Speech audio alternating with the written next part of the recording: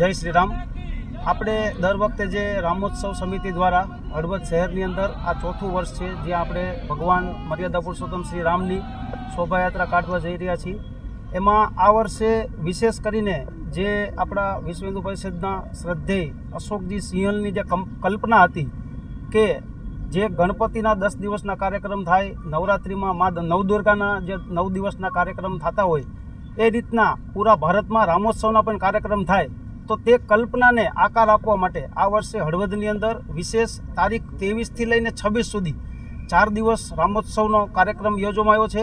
જેની તમને ટૂંકમાં માહિતી આપું તો તારીખ 23/3/2026ના રોજ સાંજે 5 કલાકે હળવદ તાલુકાના 51 ગામમાંથી લોકો હળવદ એમના પ્રતિનિધિઓ સાથે 10-10, 15-15 લોકો વાહન સાથે આવશે અને વૈજનાથ મહાદેવ મંદિરમાં અહીં આપણે રામ દરબાર, જે અત્યારે અયોધ્યામાં ઉપરના માળે જે ભગવાન શ્રી રામનો રામ દરબાર વિરાજમાન થયો, તેની પ્રતિકૃતિ આપણે રામ દરબારની જે મંદિર ટાઈપ 5 ફૂટની હાઇટ, 6 ફૂટ એની પહોળાઈ તથા 27 એની ઊંડાઈ છે, તેવી પ્રતિકૃતિ આપણે 51 ગામના લોકોને આપશું અને તેઓ આ પ્રતિકૃતિ એમના વાહનોમાં લઈ જઈ વાજતે ગાજતે તેમના ગામની અંદર જે આ આપણી કલ્પના હતી તે કલ્પના સાકાર થાય એ રીતના તેઓ 3 દિવસ એમના ગામમાં પણ તેનું પૂજન અર્ચન કરશે અને 26મી તારીખે તેઓ પણ રામોત્સવની ઉજવણી કરશે।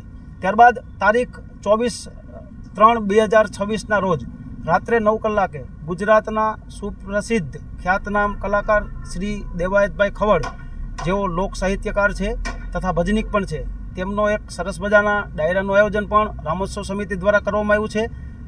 ત્યારબાદ તારીખ 25/3/2026ના રોજ સાંજે 4 કલાકે શંકરપરા ગોપી મહિલા મંડળ દ્વારા અહીં રામધૂન તથા ભજન કીર્તનનો કાર્યક્રમ છે। તારીખ 26ના રોજ આપણા અધ્યક્ષે આપી તે માહિતી મુજબ લક્ષ્મીનારાયણ ચોકથી સાંજે 4:30 કલાકે યાત્રા પ્રસ્થાન કરશે તથા તે યાત્રા માર્ગ ઉપર થઈ દરબાર નાકા, સરા નાકા, પરશુરામ મંદિર થઈ તે યાત્રા વૈજનાથ મહાદેવ મંદિરે સમાપન થશે।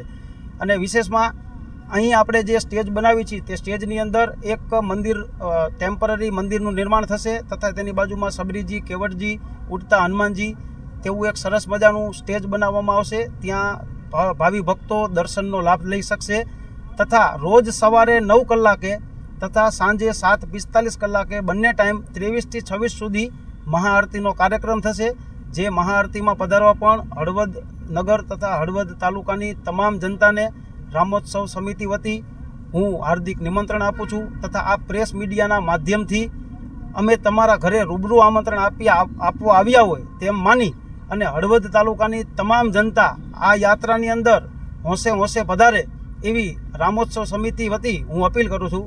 અસ્તુ ભારત માતા કી જય। જય શ્રી રામ। નમસ્કાર મિત્રો, જય માતાજી, જય સિયારામ। હું છું દેવાયત ખવડાને જણાવતા આનંદ થાય છે આવી રહ્યો છું છોટા કાશી ધર્મનગરી એટલે હળવદ મુકામે વિશ્વ હિન્દુ પરિષદ પ્રેરિત રામોત્સવ 4 દિવસીય રામોત્સવનું જબરજસ્ત ભવ્યથી ભવ્ય આયોજન હળવદ મુકામેમાં તારીખ 24/3/2026ના રોજ આવું છું ભવ્યથી ભવ્ય લોક ડાયરામાં। તો રાત્રે 10:30 કલાકે તમામ ધર્મ અને ધાર્મિક પ્રેમી જનતાને ભાવભર્યું આમંત્રણ આપું છું। આવો સાથે મળી આપણા લોક સાહિત્યની, આપણા સનાતન ધર્મની વાતો કરીએ, આનંદ કરીએ। આવનારી તારીખ 24/3/2026ના રોજ હળવદ મુકામે આવવાનું ચૂકતા નહીં। જય માતાજી, જય સિયારામ। જય શ્રી રામ। હળવદની ધર્મપ્રેમી જનતાને ખાસ વાત કરવાની કે આપણે દર વર્ષની જેમ જે શોભાયાત્રાનું આયોજન કરીએ છીએ એ રીતે આજે વખતે રામોત્સવ સમિતિએ સરસ મજાનું આયોજન કરેલું છે। તો દરેક હળવદની ધર્મપ્રેમી જનતાને અમારું ભાવભીનું આમંત્રણ છે અને અપીલ છે કે વધારેમાં વધારે લોકો આ શોભાયાત્રામાં જોડાશે।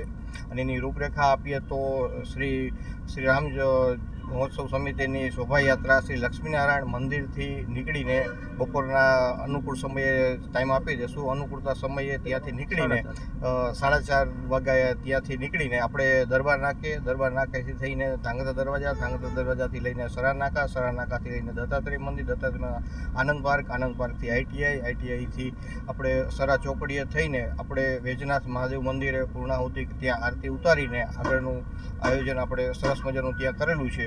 તો બધા લોકોને અમારી ભાવભીની આખો રામોત્સવ સમિતિની એક ભાવભીનું આમંત્રણ છે અને અપીલ છે કે વધારેમાં વધારે બહોળી સંખ્યાની અંદર અહીંયા હાજરી આપે અને આ શોભાને સરસ રીતે શોભાવશો।